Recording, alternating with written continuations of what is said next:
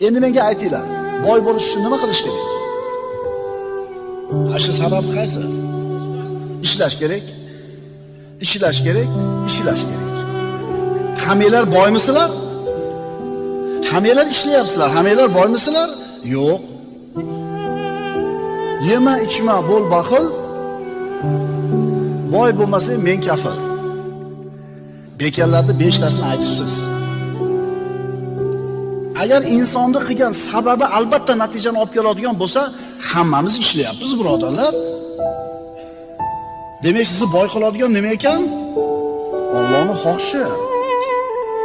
Endi uni bilmaysiz siz. Lekin insoniy sababni qilyapsiz. Endi bo'lmayapsizmi boy?